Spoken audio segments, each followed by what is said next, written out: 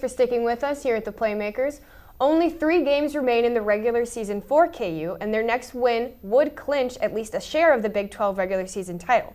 The Jayhawks are fresh off fortifying a 7-game win streak in rivalry week and set up for either a big win in Waco, Texas against number 19 Baylor or a big upset. So what are you thinking here, guys? Well, long time ago, way back on January 2nd, the first Big 12 game of the season. So way long ago. I know we don't want to think right now, but we're going to have to look way back.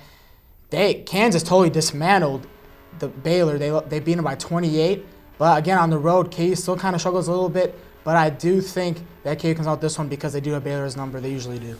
Exactly. Every game, not every game 100%, but KU really knows how to play Baylor. They shot the ball, or the 3-ball, really extremely well on January 2nd.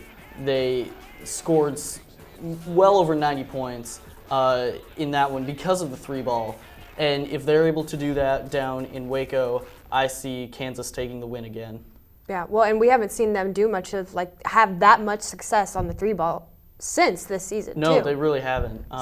We've started to see them get better at the 3-ball again in the last few games, but there was a stretch there where they couldn't hit the ball especially on the road. So if they can get the 3-ball going in Waco, like Nick said, they have Baylor's number. Usually, we have to see it be consistent though. It can't just be one guy doing all the threes. They got to mix it up, and mostly all of them can hit threes. So got to mix it around a little bit. Exactly.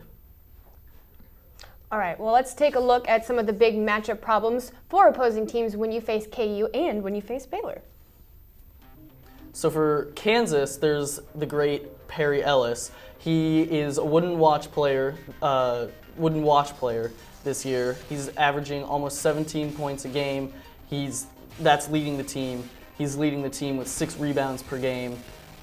He's the whole offense. He doesn't run the offense, but he is the heart and soul of this offense. He scores when they need them to. He rebounds.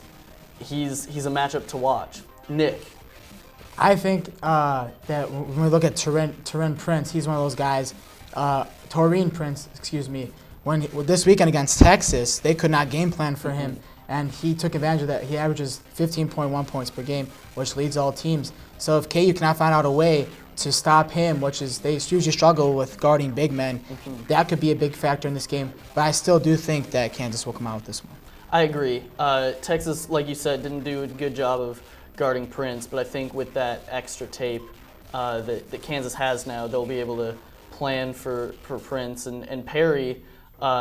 He was injured in that K-State game, but if he can come out healthy, then they'll probably just cancel each other out. And we said that also Kansas, they struggle on the road, but they have actually won 2 straight road games now. They do have confidence going in. So a whole different team now that we're seeing longest winning streak in the Big 12 at 7. Exactly, and one of those road wins came at Norman against Oklahoma, who's number 3 in the country. Rough. And that was a huge game for them, for their season, for their confidence. Okay, well, so then how do you guys think it's going to play out tomorrow night? Well, as I said, I do think it will be KU because they do have Baylor's hand, and they've had so much confidence on the road this season. Okay, well, yeah, actually, I agree with that completely. I'm going with KU. Kevin? I agree completely, too. Kansas will take it. They have Baylor's number. Yeah, they're on this hot streak, too. I don't see any reason why not. Coming up next, we're going to do a special little segment that the boys thought up. We're going to talk about some of our favorite broadcasters and try to be exactly like them. So don't go anywhere. There's more to come. Is this a guy that's going to be traded, though? You're an announcer.